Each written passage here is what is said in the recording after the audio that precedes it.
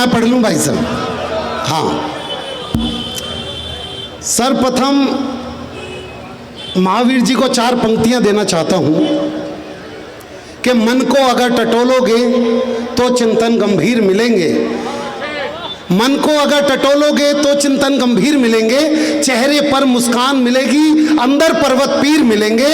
और बड़ा मुश्किल है दुनिया में, मगर है एक केवल सच, महावीर सा बनकर देखो, हर मन में महावीर मिलेंगे। महावीर सा बनकर देखो, हर मन में महावीर मिलेंगे। और कहना चाहता हूं कि आपके बीच में आके मैं हर्षाया हूं, आपके बीच में आके मैं हर्षाया हूं। दिल्ली की मैं ताजा खबरें लाया हूं और हाथ उठाकर ताली जरा बजा दो तुम, मैं अंगद हूं, पांव जमाने आया हूं। वाह वाह, इसकी आवाज और ठीक। और हमारे बीच में सूरज दद्दा बैठे हुए हैं, मैं चाहता हूं एक ऐसा वरिष्ठ कवि, उनके सम्मान में जोरदार तालियां हों। एक बार आपका पूरा सदन उस व्यक्तित्व के लिए तालियां। हाँ, अब मैं शुरू हो जाता हूं। भैया अब इसके संग कुछ मत करना, अब आवाज आराम से जा रही है बस। कि आपके लिए चंद कतरे लहू के लाया हूं, आपके लिए चंद कतरे लहू के लाया हूं, मुरझा गया हूं पर फूल खुशबू के लाया हूं। और आप लोगों को तालियां बजानी ही होगी, मैं घर से पत्नी के पांव छू के आया हूं। और ये उन्हीं लोगों ने ताली बजाई है जो मेरी तरह है। मंच पर आदरणीय दिनेश दद्दू जी बैठे हुए हैं, आज के अध्यक्ष हैं, जिनको नहीं दिख रहे, काले कपड़ों में जिन्होंने मल्टी कलर की जैकेट पहनी हुई है। ये हमारे दिल्ली के पास फरीदाबाद के एकमात्र ऐसे कवि हैं भाई साहब भारत के, जब तक रोज शाम को 2 कवि सम्मेलन ना कर ले इनका खाना पचता ही नहीं है। पहला कवि सम्मेलन खत्म होता है, उससे वहां से जाने के लिए दूसरे आयोजक के पास जाते हैं, तो पहले आयोजक से बोलते हैं दद्दू कि दादा यहाँ का हो गया, दूसरे में जाऊं, यहाँ का हो गया, दूसरे में जाऊं। अब रोज 2-2 कवि सम्मेलन करते हैं, रोज बोलते हैं यहाँ का हो गया, दूसरे में जाऊं, यहाँ का हो गया, दूसरे। इनको ये लाइन बोलने की आदत हो गई, यहाँ का हो गया, दूसरे में जाऊं। अब भाभी जी करवा चौथ पर पूजा कर रही थी इनकी। अब भाभी जी ने थाली घुमाई, भाई साहब के मुंह से निकला यहाँ का हो गया, दूसरे में जाऊं। तालियां तो इस बात पे बजाना, अगले 15 दिन तक मैं और सजल जैन जी हॉस्पिटल में इनके लिए दूध और केले लेके गए थे। मैं जानता हूं, मैं दिल्ली से आया हूं, और दिल्ली की देखिए, यकीन मानिए मुझे बिल्कुल यकीन नहीं हुआ कि केजरीवाल का नाम शराब के केस में आया। मुझे बिल्कुल यकीन नहीं हुआ कि उसका शराब के केस में उसका हाथ हो सकता था। फिर मैंने सोचा कि उसको तो खांसी थी, जो मोहल्ला क्लिनिक के किसी भी डॉक्टर से ठीक नहीं हो पा रही थी। फिर मैंने सोचा हाथ हो ना हो, गला तो जरूर है। और जो लोग अभी भी ताली नहीं बजा रहे, मैं पहले बतला दूं, पहला कवि मैं हूं। मैं पिछले 20 दिनों से मेरे पास कॉल आ रहे थे, अबे तू जबलपुर जा रहा है बेटे, वहां के लोग बेटे बैठा देते। मैं दूसरे कवियों से फोन करा जो पहले यहां पे आ चुके थे, बेटे वहां के लोग बैठा देते, वहां के लोग और सच में बैठा दिया। हाँ, केजरीवाल ही बता रहा था मैं। पंक्तियां कहते हैं, आदरणीय दिनेश दद्दू कहते हैं, विनोद, अगली पंक्तियां वो होती हैं जब एक जगह पे तुम रुक जाओ और आगे की पंक्तियां अगर श्रोताओं के मुंह से निकल जाए तो वो कविता की जीत है। मैं 4 पंक्तियां पढ़ता हूं, 3 पंक्तियां मेरी, और अगर चौथी पंक्ति आप समझ जाओ तो आगे से लेकर पीछे तक एक बार हाथ खोल दीजिएगा। क्या दिल्ली की एक लड़की ने दूसरी लड़की से पूछा कि तू जिस लड़के से प्यार करती थी तूने छोड़ क्यों दिया? तो लड़की ने जो जवाब दिया वो 4 पंक्तियों में, कि कर्जे में उसका एक एक बाल निकला, कहाँ का धनी था वो तो कंगाल निकला, और मैं ही थी जो मोदी की तरह गरजती रही, वो तो खांसने वाला केजरीवाल निकला। मैं जानता हूं मैं इस वक्त मंच पे संघर्ष कर रहा हूं, लेकिन आप सबसे एक बात बोल देना चाहता हूं कि दिल से दिल को जोड़ रहा वो तार टूट जाएगा, कला और संस्कृति का आधार टूट जाएगा। ना आह ना वाह, ना ही तालियां बजा रहे हो, इन चुप्पियों से तो कलाकार टूट जाएगा। बहुत बढ़िया। लक्ष्मण नेपाली मंच पर बैठा हुआ भाई साहब, ये वो व्यक्ति है लक्ष्मण नेपाली। जब ये 12वीं क्लास पास हुआ तो ये लड़के को कॉलेज के बाहर जाके खड़ा हो जाता था, और जब लड़कियों की कॉलेज से छुट्टी होती थी तो लक्ष्मण नेपाली उन लड़कियों से बोलता था कि जब तक तेरा भाई जिंदा है तुझे कोई हाथ नहीं लगा सकता। इसके क्षेत्र में कोई लड़का किसी लड़की को छेड़ दे तो लक्ष्मण नेपाली उस लड़के को बहुत मारता है और लड़की से बोलता है कि जब तक तेरा भाई जिंदा है तुझे कोई हाथ नहीं लगा सकता। इसको ये लाइन बोलने की आदत हो गई कि जब तक तेरा भाई जिंदा है तुझे कोई हाथ नहीं लगा सकता। घर वालों ने शादी करवा दी, घूंघट उठाया और आदत से मजबूर, जब तक तेरा भाई जिंदा है तुझे कोई हाथ नहीं लगा सकता। और अब तालियां तो इस बात पे बजा देना, शादी के 10 साल बाद भी अपने इसी वचन पर कायम है। आप खुल जाए, मैं जानता हूं वक्त लगेगा मेरे को भी और आपको भी, लेकिन सुनिएगा मेरे को बस एक शिकायत। नितिन जैन जी कहां पे हैं? हाँ, और भावेश जैन जी। मैं कवियों से बस इतना बोलना चाहूंगा, कोषाध्यक्ष यहां पे नहीं है भाई साहब। कोषाध्यक्ष को सामने बैठाओ पहले।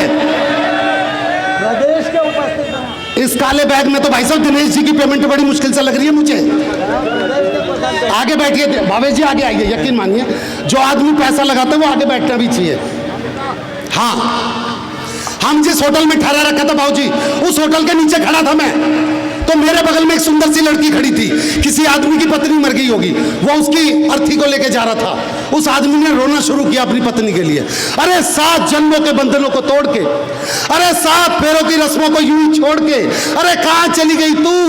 तो मेरे बगल में जो सुंदर सी लड़की थी उसने बोला, यार ये अपनी पत्नी से कितना प्यार करता था, अगर इसका नंबर मेरे पास होता तो मैं इससे शादी कर लेती। अब ये बात उस रोते हुए आदमी के कानों में भी चली गई। अब उसने अपना नंबर फिट करने की तकनीक लगाई, और अगर आपको लगे कि उसकी तकनीक काम कर गई हो तो भाई साहब आपकी तालियां मिले। अब उस आदमी ने दोबारा से रोना शुरू किया। अरे 7 जन्मों के बंधनों को तोड़ के, अरे 7 फेरों की रस्मों को यूं ही छोड़ के, अरे कहां चली गई तू? अब बता कौन मेरे मोबाइल नंबर 981174 0094 पे फोन करके पूछेगा कि मैंने खाना खाया या नहीं खाया। अरे बजाओ यार, एक बार तालियां बजाओ यार। बहुत बढ़िया विनोद भाई, बहुत बढ़िया।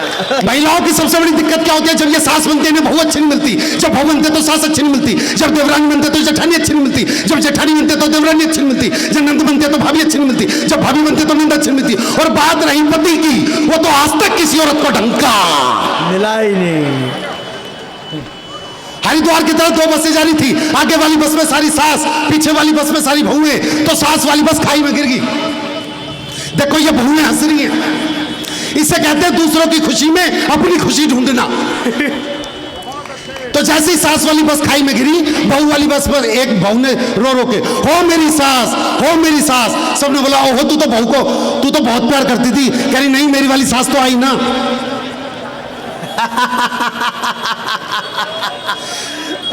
सावन में जिस पेड़ पे घोंसला हो जाता है, पतझड़ में वही पेड़ खोखला हो जाता है। और हाथ पे हाथ रख के बैठने वालों, आपकी तालियों से किसी का हौसला हो जाता है। मैं हालातों का कवि हूं भाई साहब। मैं कई बार ऐसी चीज कहते तो देखो 4 पंक्तियां पढ़ता हूं आपके बीच में, दावा करता हूं 4थी पंक्ति में बोलूंगा भी नहीं, और सारी महिलाएं समझ जाएंगी और शायद पुरुष भी, कि कुंभ की ओर जाते हुए हमें एक महिला रोती हुई नजर आई। पिछले दिनों महाकुंभ हुआ भाई साहब, यहां से सुनना घटना, कि कुंभ की ओर जाते हुए हमें एक महिला रोती हुई नजर आई, तो हमने अच्छे नागरिक की ड्यूटी निभाई। हमने महिला से पूछा, बहन जी आपका ऐसा क्या खो गया जो आपकी मानसिक स्थिति हिल गई है? बोली भैया पिछले कुंभ में जो सास खो गई थी ना, मिल गई है। तालियां आप अब भी नहीं बजा रहे भाई साहब। जय हो विनोद भाई, जय हो। अब एक और बानगी देखना आप, कि विपक्ष का एक नेता मरकर पहुंचा यमलोक। विपक्ष जानते हो ना, विपक्ष वही जिनका लड़का भारत जोड़ो यात्रा में गया था, जबकि वक्त उसका घर जोड़ो यात्रा का चल रहा था। पिछले दिनों वो भारत जोड़ो की यात्रा में आंध्र प्रदेश चला गया। अब आंध्र प्रदेश में हिंदी ज्यादा बोलते नहीं है, तो राहुल गांधी जी वो भीड़ के बीच में से निकल के आ रहे थे स्टेज पे बोलने के लिए। तो एक आंध्र प्रदेश की, उन्होंने राहुल गांधी के सर पे हाथ रख के बोला, येंडु वरकिने तुम्बा, येंडु वरकिने तुम्बा।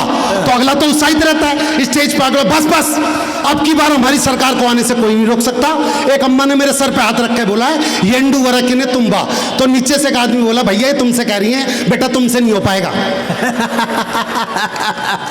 अरे बेटा तो बेटा, माँ का दूसरा हाल है। माँ एक जगह पे भाषण पढ़ रही थी, बोली हमारे बंगाल में जो गड्ढे हैं वो गुलाम नहीं आजाद हैं। तो पीछे से भाषण लिखने वाला भाग के आया, बोला मैडम ये लाइन यूं है कि हमारे बगल में जो खड़े हैं वो गुलाम नबी आजाद है। हम परिस्थितियों में घिरे पड़े हैं, हम कहां से क्या बात करते हैं। मैं विपक्ष की बात बोल रहा था कि विपक्ष का एक नेता मरकर पहुंचा यमलोक, कि विपक्ष का एक नेता मरकर पहुंचा यमलोक, तो यमराज जी उसे देख के रह गए शौक। यमराज जी बोले, आइए नेताजी आइए, आप तो सीधा स्वर्ग में जाइए। आइए नेताजी आइए, आप तो सीधा स्वर्ग में जाइए। तो विपक्ष का दूसरा नेता जो नरक की ओर कर रहा था प्रस्थान, रुककर पूछने लगा, उसे स्वर्ग मुझे नरक जबकि पाप एक समान, उसे स्वर्ग मुझे नरक जबकि पाप एक समान। अरे हम दोनों ने मिलकर मोदी जी की सभी नीतियों का खंडन किया है, उनको हराने के लिए हमने ही तैयार महागठबंधन किया है। यमराज जी बोले, मैं जानता हूं कि नेताजी ने विपक्ष में रहकर सदा ही गलत रास्ते अपनाए हैं। और अगली पंक्ति और आपकी तालियां। यमराज जी बोले, मैं जानता हूं कि यमराज जी ने विपक्ष में रहकर सदा ही गलत रास्ते अपनाए हैं, पर वो क्या है ना, मरने से पहले नेताजी कुंभ नहा कर आए। परिस्थितियां हमारे बीच में से उठी और हमने बोला, लड़कों की दो तरह की आवाज होती है भाई साहब पूरे दिन में, पूरे दिन लड़के चिल्ला चिल्ला के बात करेंगे, सुरेश इधर आ, अनिल इधर आ। और रात के 10 बजे इनकी मोबाइल फोन पर लड़कों की आवाज पता कैसी हो जाती है,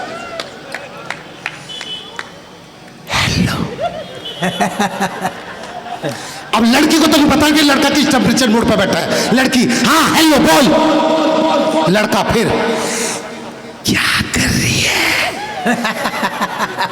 लड़की करी ऐसे ही बदतमीज रही है जिंदगी भर, ये जान के क्या कर लेगा मैं क्या कर रही हूँ, कोई जनरल नॉलेज की बात कर ले।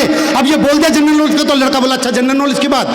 सो when you insure your vehicle from the company and you don't claim no whole year, so company provide you 20% no claim bonus. It is after every year, after 1 year 20%, after year 25%, and the lal will be 50%. It will be remain 50% till then you don't claim.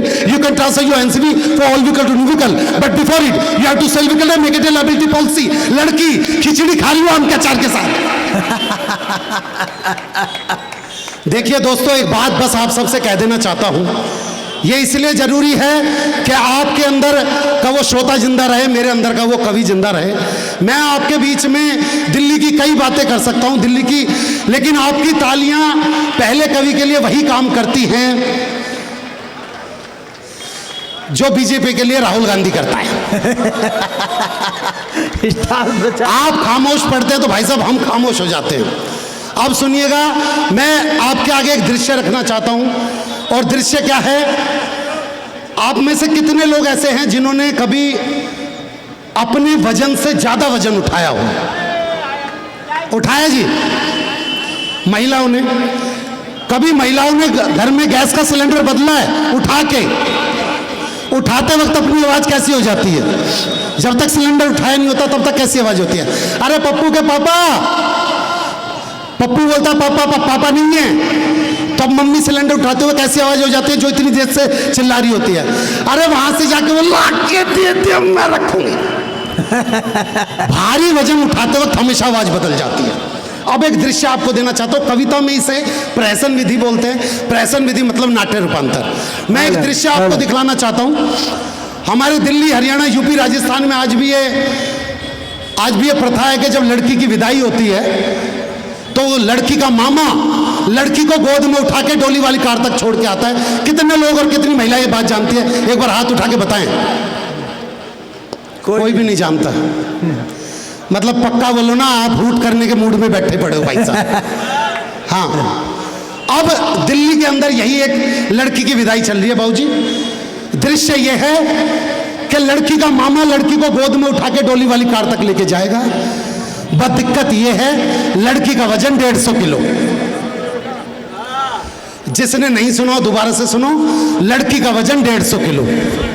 और अब अपने, हाँ भावेश जी, भावेश जी आ जाओ भाई साहब, अब जरूरत है आपकी। और नितिन जी भी, नितिन जी को आना पड़ेगा भाई साहब।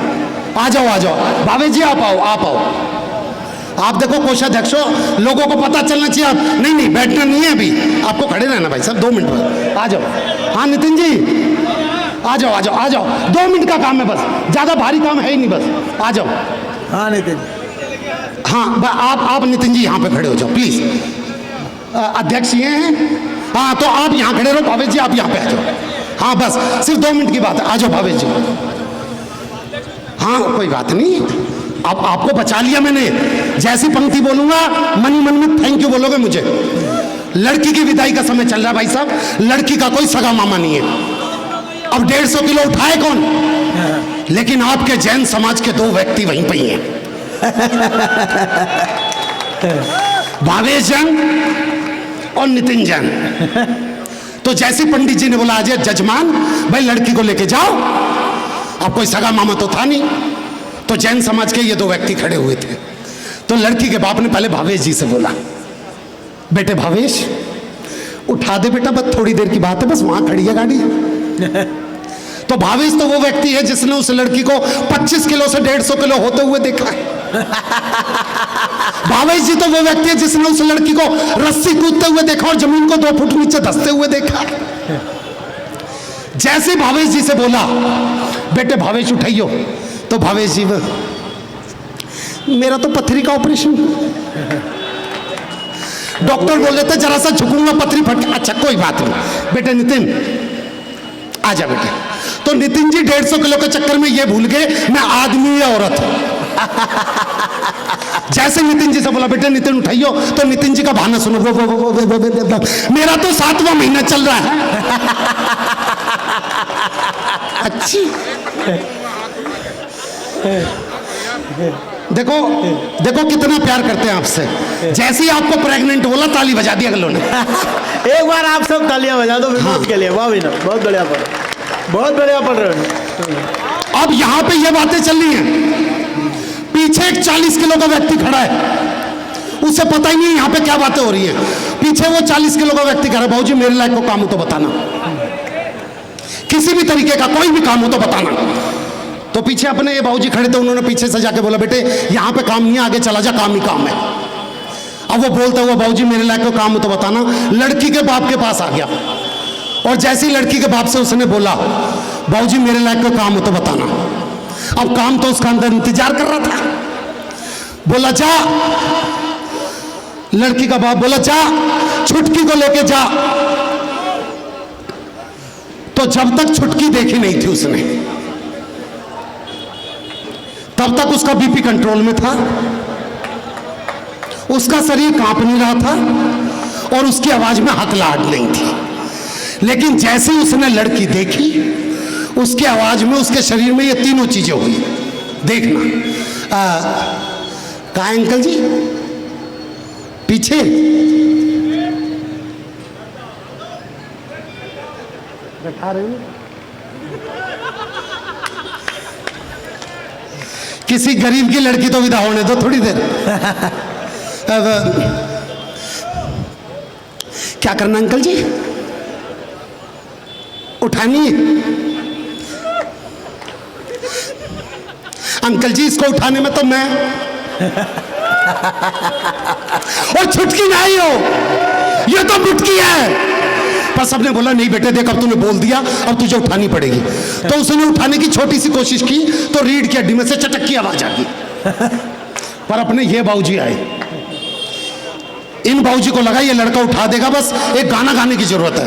इन्होंने गाना गाया सुल्तान फिल्म का। अच्छा, खून में तेरे मिट्टी, मिट्टी में तेरा खून, ऊपर अल्लाह नीचे धरती बीच में तेरा जुनून। भाई साहब उसने लड़की उठा ली, वो लड़की को लेकर आधे रास्ते तक ही गया था कि तभी लड़की के मन में फिर मम्मी के प्रति प्यार जग गया। वो उसकी गोदी से उतर के मम्मी कहती वापसी भाग के आ गई। लड़की का बाप बोला चले क्या करें, लेके मतलब ये जो टीवी लगा पड़ा है बड़ा सा, यहां तक तो लेके आ गया था। कह रहे दोबारा से उठा, दोबारा से उठाने की कोशिश की, नहीं उठ रही। तो अब की बार ये लाल टी शर्ट में जो बाबूजी बैठे हुए हैं भाई साहब, ये व्यक्ति आए और उनका गाना गाया अनिल कपूर वाला।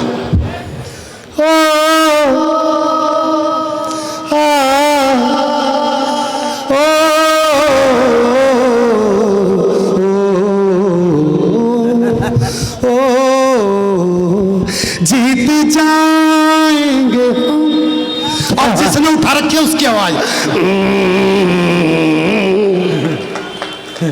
देखो ताली बजा रहा तो खुल के बजाओ फिर। वाह।